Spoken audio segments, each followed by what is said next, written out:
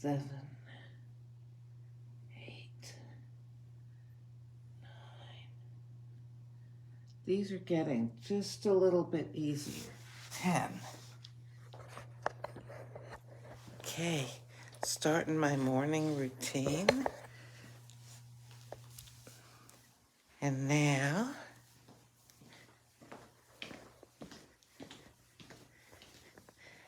comes coffee. So, this morning, I have got my Lungo cups ready.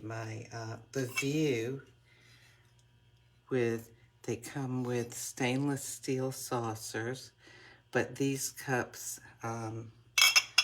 they are microwave and dishwasher safe. And I found, okay, first of all, this is Nespresso Firenze Arpeggio. That's Florence, Firenze, okay? And I discovered, I hadn't realized this, that, you know how I said that on the Virtuo sleeves, the intensity, here we go, let's see. The intensity is listed right where you can easily see it. But what I just realized this morning is on the original line sleeves, so there's the name, and you've got to turn it around, and the intensity is listed. This one is an intensity of 9, and it tells you this can be a ristretto or an espresso. I'm going to make it as an espresso. A ristretto is 25 milliliters or 0.845 ounces. An espresso is 40 milliliters or 1.35 ounces. So I'm going to go ahead. I've got this in regular. So here's the capsule. And I've got it in decaf. And I happen to have 2 cups. So I'm going to go ahead and I'm going to try, let's heat it up. I'm going to try both of them and see, do they taste the same? Is there a difference from the decaf to the regular? This is kind of fun for me. Hopefully it's fun for some of you too. I have a lot of things to share about, but I think I may wait till later or tomorrow. Just a lot. No, let me start now. The machine always makes that funny kind of noise when it's heated up. Or, Okay, let me make the coffee and then I'll share what I was going to tell you. Okay, so cup number 1. I'll make, which one? I'll make the regular one, the full strength, intensity of 9. Okay.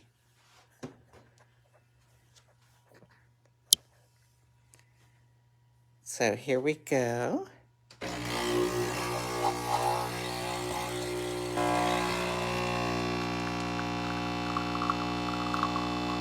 Now this is a Lungo cup, so it's made for an amount of coffee that's maybe 2.5 times this amount. And then, of course, there's room, if you want to put some frothed milk or something like that on it. Okay, so there's that.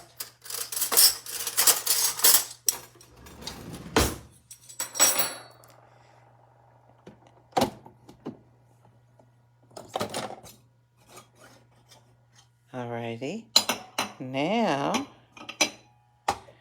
I'll make the decaf. It's the decaf capsule.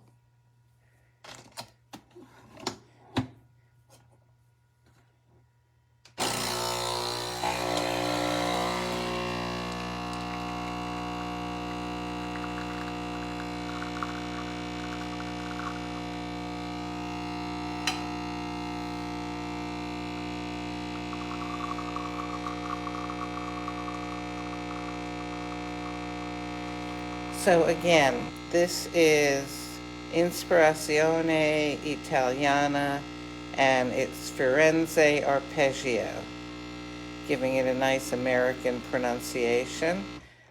When I was in Italy for 3 months while I was in college, everybody thought I spoke Italian like I was from Australia. So I don't know what that sounds like, but I won't attempt the Italian. Apparently, I must not be very good at foreign accents,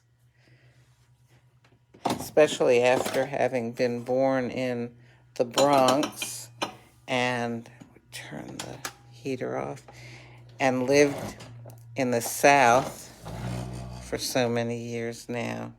Okay, they both look pretty much the same.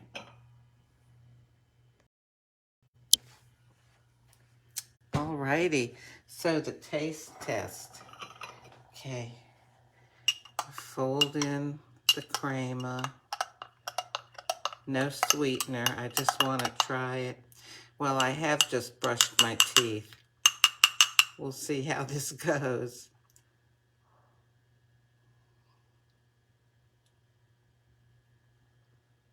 Oh, with an intensity of 9, I like it.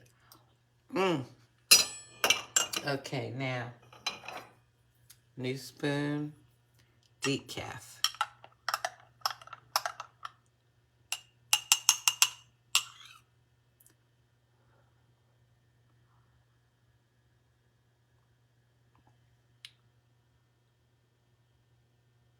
Let me taste the caffeinated again real quick.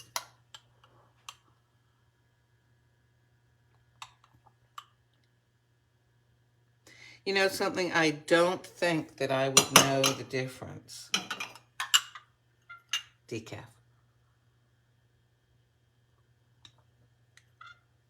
They taste pretty much the same to me. Of course, you know, the big test would be if I didn't know what was in the cups and there was a cup of, you know, either regular or decaf, and then a cup of something totally different. Would I even know there was a difference? You know, there's that as well. I mean, I'm certainly not an experienced coffee taster. You know that if you've been listening to me, but I do enjoy my coffee. I will heat these up later. You know, something that you need to remember is when you make an espresso, which is 1.35 ounces, that's such a small amount that if you put it into a regular kind of coffee cup, regular coffee cup is so much wider than this. Here, let me go get one so we can compare. And there we go. So it will spread this coffee across a greater area in the cup. And what happens is that gives a much larger surface area and the coffee can cool much more rapidly. Also, you know, when you pick up like a porcelain cup, for example, or a ceramic cup, you know how it feels kind of cool. And it's sort of, the heat kind of starts transferring into it and out of your liquid. So it's best if you're going to have something like an espresso or a lungo or definitely a ristretto to have a small cup. I mean, this would be even better in an espresso cup, you know, which would be narrower and shorter as far as keeping the heat in. Just wanted to mention that because my daughter was telling me that she thought that her original line machine, she got a, okay, it's not a Pixie, an Essenza Mini. That's what she got. But she was brewing it into a regular sized cup. And she said it was not as hot as she would like it. And I said, this is probably the reason why, what I just explained to you. Okay, so this is what I wanted to share. Especially with the holiday season close upon us here, or has it already started since we've already had Halloween? Alrighty. You know, it used to be the holiday season began after the Thanksgiving Day, the Macy's Thanksgiving Day Parade in New York, when Santa would make his appearance at the very end of the parade on his sleigh, and then the holiday season began. Of course, this is when I was a child, right? And actually, I think that, this probably continued into the 1970s and 80s, really, which don't seem that long ago to me. But now the holiday season, gee whiz, probably shortly they're going to end up selling July 4th stuff and Halloween stuff all together, and then just move right on to Thanksgiving and Christmas without missing a beat. There's something to be said for waiting. Sometimes waiting for something really enhances the experience. And as a matter of fact, that relates to what I was going to talk about. So this is about health, okay, over the holidays. Really any time, but especially this may help you over the holidays. So you know how when you get excited about something that's coming up, I don't know, birthday, Christmas, some sort of a party or celebration or a trip or, a visit, something like that. And part of the joy of the whole thing is the anticipation. Oh, that sort of extends the whole experience for you. It's not just the experience that hopefully is going to be great, but it's anticipating it. And you just, by the time the experience comes, you are so ready, you are so excited. Well, this can be wonderful, but it can work against you during the holidays if you're looking at your health, all right? And I'll give you an example. So, driving around town, there are all these marquees and billboards coming up with restaurants and fast food places even selling, special kind of holiday foods and treats and concoctions. And on the TV, there are all these ads, and of course, food and drink is always involved. And it can make you so excited. And I actually saw, oh my gosh, I can't remember even what it is right now. Just the other day, I saw a marquee with pictures on it for some sort of food, some new food that a restaurant was selling. Oh my goodness. I can't remember now what it was, but neither here nor there. I don't need to start feeling like, ooh, I want that. But the thing is, I thought, oh, wow, that sounds interesting. I would love to try that. And then I thought, wait a minute. You know what? Okay, first of all, food is usually not as good as it looks. Really, take it from me.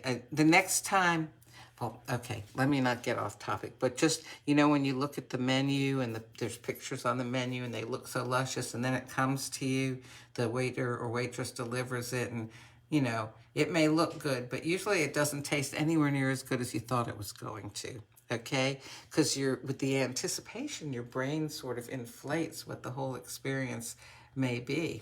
Okay, so you get all excited that, oh God, yeah, I want to try this.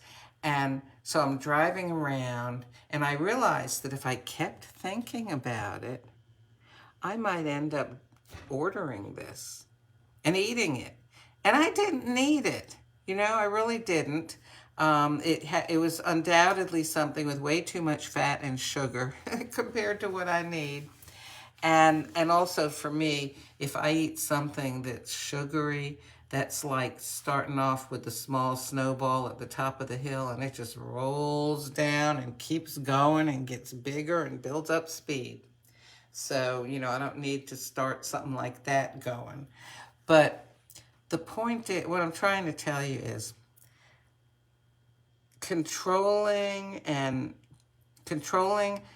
what you eat over the holidays and making good choices has to do with having a good mindset, okay?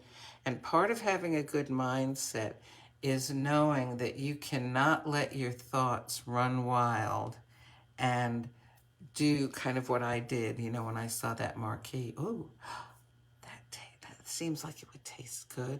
And start thinking about it and get into anticipation about, you know, what it might be like to have this, or this is in my future, because then you're setting yourself up to want this thing. If you don't get it, to almost feeling deprived. Have you ever had that happen? Or feeling like, yes, you know, I am going to fit this into my week somehow. If this is a problem for you, you know what? Talk to somebody about it. I mean, honestly, you know, tell a friend or a relative or something, you know, I keep thinking about, oh, I would love to have whatever it is, the Chick-fil-A peppermint chip shake. And they sent me a coupon for one for free. Oh my, I can just imagine what it tastes like. If it's a good friend or a relative who knows you, they can say, stop, okay? Let's do something else and distract you and help you learn to distract yourself, because it's not just in the act of buying and eating, you know, something like that. Choosing unhealthy habits, making poor choices for your eating over the holidays starts way back with what you're thinking about, okay? I was listening to some people sharing the other day about going to holiday events, and they said, concentrate instead of on what the food is going to be, concentrate on the people. And they said, you know what, in your dominant hand, hold your drink. Some water, some sparkling water, maybe some diet soda. You know, if people are drinking alcoholic beverages, get a lemon or lime to put in there and some ice cubes. It'll look like you have one too, if that's an issue for you. But you won't be drinking your calories. And that way, you know, most people eat with their dominant hand. So hold the drink in the hand that you eat with. So it's going to make it a little harder for you to eat. And you know how people congregate around the food table? Go congregate someplace else and engage people in conversation and get to know somebody. You know what? It's a lot more satisfying in the long run to get to know a person than it is to chew and swallow and then later regret. Did you know that your satisfaction, your desire to eat something and feeling satisfied with the taste happens in the first 2 to 3 bites? You don't have to eat the whole thing. Oh, I'm giving you a lot of information here, but mostly the thing that I wanted to make a point about is that whole anticipation thing. You've got to nip it in the bud, as Barney Fife would say. And if you don't know who Barney Fife is, Google him, from the Andy Griffith Show. And you need to nip that anticipation in the bud so it's not going to be building and building in your mind, so that you finally go ahead and eat things that you may want in the moment, but in the long run, they will not serve your purposes. You know, it's something to think about. What do I want the most? Not what do I want right now. What do I want more? What's going to serve my purposes? Help me to feel better tomorrow, next week, next year. And this is not like deadly serious thinking. This can be fun too, because you know what? If you want something and you distract yourself, you'll find that, oh, pretty soon, yeah, you want something else, you know? Maybe, I mean, for me, we still have pretty warm weather here. It's, what is it, November 19th here on the East Coast of the United States. And right now the weather's around 60 degrees Fahrenheit outside. It's going to go up to almost 80 today, hence my short sleeves. So I'll go out for a walk later, and you know what? I'll start hearing birds singing, and I'll start looking around for them. My brother gave me a gift of binoculars. I haven't unpacked them yet, but I'm going to unpack those babies so when I'm out walking, I'm going to be able to see some of those birds that right now I can only hear singing. And I know that that is a good distraction for me. So if I'm sitting around the house saying, I would love to have this or that. And of course, these days you can pick up the phone and then deliver this or that to your door, right? It's too easy now. I can just step outside and all of a sudden I'm wanting to see the birds I'm hearing. So think of some things that are good distractions for you. And especially now that the holidays are coming and food can be an issue for a lot of us. You know, you don't want to go into the new year being 2, 5, 10, 15 pounds more. And you don't want to feel bloated and yucky and sluggish and stuff like that. Well, maybe some people do. Don't listen to me then. This is for the people that don't want to feel that way, okay? What's going to help you to go into the new year the way you would like to, the way you wish you could, is make a plan. And part of that plan involves controlling your thoughts and guiding them in the right direction. So I hope this makes sense to some people. This is so you can live happy. Okay, well, I'm going to heat back up my 2 cups here, and I'll talk to you tomorrow.